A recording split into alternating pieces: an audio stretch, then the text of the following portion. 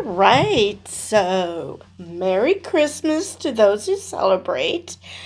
And I'm bringing up Christmas because for Christmas, I got myself, well, I shouldn't say I got myself.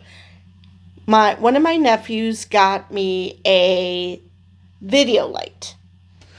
So I'm using it right now, so let me know if this is beneficial, if you see a difference. I'm still working out the kinks, where best to place it so I don't go blind. What kind of light to use so I don't go blind. So let me know if you notice a difference, if you like it, if you don't like it. Anyway, with that out of the way, let's get to Percy Jackson, Season 2, Episode 4. Now, this showed a lot of character development for the girls, because we got a lot of backstory with Annabeth and a bit more about what led to Talia's demise. And she was right. Luke was right when he told Percy that Talia wanted nothing to do with this. Wanted nothing to do with the gods. Now, that's not exactly what she said. Because in this episode, she said, I want nothing to do with my father's world. Which doesn't necessarily just include the gods. That includes the monsters, it includes the titans, it includes everybody. So it's not like she would have sided with the titans if she had survived. However, Grover correctly pointed out, and I would say this was already happening, she's already a part of that world. She has the shield, she has the sword, she knows how to fight off monsters. Those monsters are monsters from her father's world. It's not like she was just fighting random thugs, random humans. She was fighting monsters, so she's already a part of that world, whether she likes it or not. So going to Camp Half-Blood wouldn't make things any different. It would just give her a little sense of respite, that she can rest, relax, and not have to constantly fight to survive. Especially since she's fighting to protect Annabeth. So, now, was that bracelet that she had, was that a protection charm to keep monsters at bay? If Talia has one, then why are we getting more and more monsters chasing her and Annabeth and Luke, if this was supposed to protect them from being seen by monsters? So maybe this bracelet that Annabeth kept trying to get rid of wasn't the protection charm? And why was she trying to get rid of it? Is it because in order to get anything accomplished in Sea of Monsters, you have to actually fight monsters? And so you have to be seen, so she got rid of her bracelet? That, I was a little unclear on why she was insistent on that. Of course, now we know why Tyson kind of freaks her out, because she was kidnapped by Cyclops, well, 3. And so, yeah, that would leave a lasting impression. But why didn't Tyson explain where he got that bracelet from? I mean, that it just was found on the deck, because she threw it away and it went right back at her. So I don't know if that was Poseidon's doing or one of the monsters doing. I don't know. but it somehow went back and she threw it away again, and this time it stayed. So, but Clarice and Percy, Percy finds out what the Oracle said because he asked Clarice.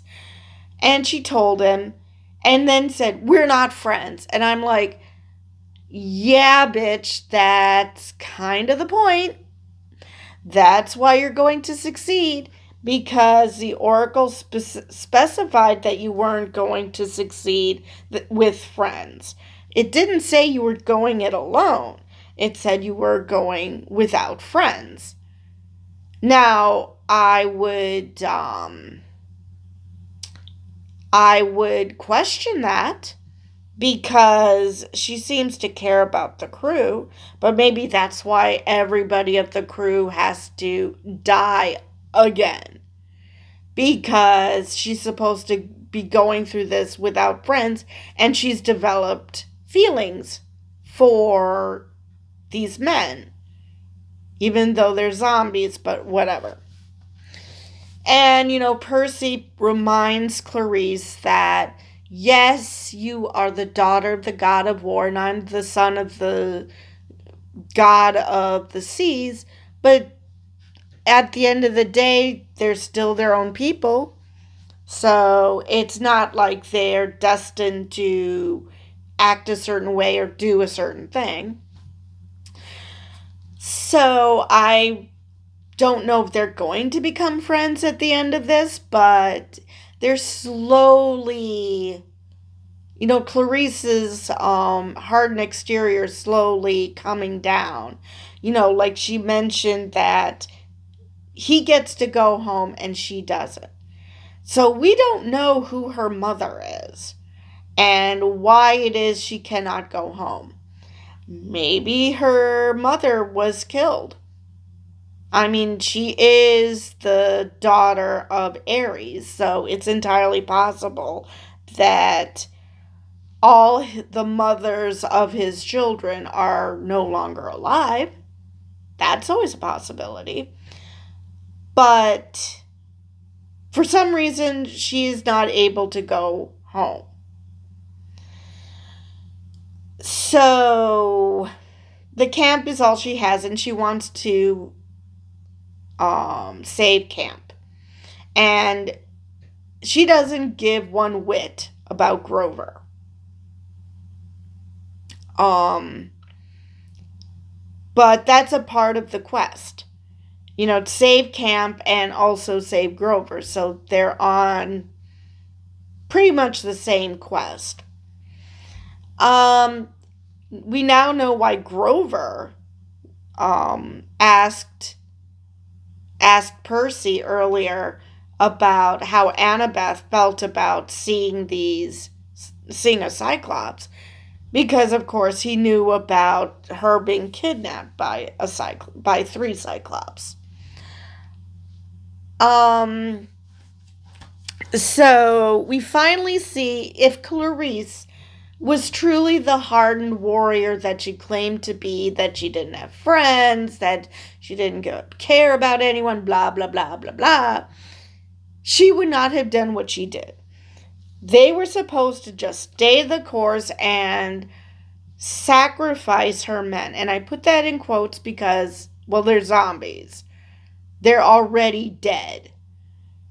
And maybe they will end up in the Elysian Fields. That's a possibility. I mean, just because they died again doesn't mean they won't end up there, because they're dying on a heroic quest. So, unlike the 3 that Annabeth took care of because she wanted to, get the 3 of them on board. And I have to admit, I was kind of bummed that was Annabeth's solution, because I was actually looking forward to see who would win between Clarice and Percy. Even though, didn't he already get the best of her last season? before he fully comprehended what the hell he was doing, when he was still learning about the demigod thing. I thought he did, but maybe it wasn't single combat, because he mentioned he bested her father. Anyway, so Clarice decides to try to shoot, I think, the whirlpool. And while Scylla is picking off her crew. And Percy and Annabeth are like, okay, now what do we do? So Annabeth went to get the wind thermos from wherever. Percy is standing on the bow, and I guess he's using his powers because, son of Poseidon. So I guess he's using his powers to navigate the ship, to guide the ship. And because Annabeth gets thrown, the wind thermos goes absolutely nuts and starts destroying the ship. But the ship seems to be going up. So do they end up in Olympus? Because I saw scenes from the next episode, and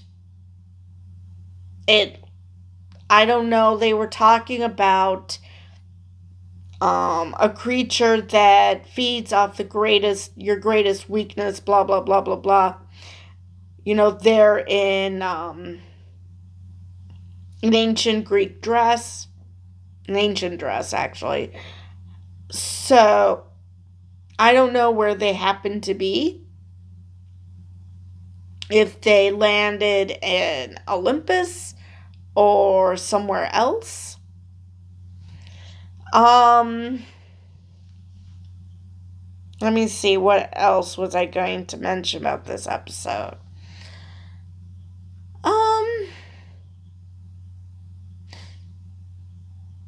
I really don't, I think I've covered everything I wanted to this episode. So yeah, this was a really good episode.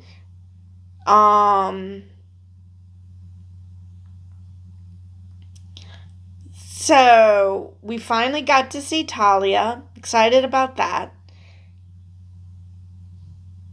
What happens now? I mean, Annabeth and Percy obviously survived. We don't know how, but they survived. I think we saw Clarice. We didn't see Tyson. Now, he's a main character, so I don't think they get rid of Tyson. So the question becomes, where are they and how do they get out of this? But you can see when at the beginning when they had Annabeth's hair in a different style, she still looked like a little girl. Now she looks like a young woman with her hair the way they styled the way it is. Percy, you can't hide that he's a young man now. I mean, he's grown a lot. His voice is different. I mean, I might be remembering wrongly, but I'm pretty sure in the first season he had a bit of a lisp. And he doesn't have that anymore. We got to see Grover, so yay. I found out that whole flashback was not in the books. That this is just a way for you to understand more about the characters and to give the actor who plays Grover something to do. Because at the moment, he's pretty much on the sidelines waiting to be rescued. And again, it gives us a chance to meet Talia because, the actress was cast, so you would expect to see her. Um, yeah, I believe that's all I have for this episode. So with that, I will see you guys in the next video.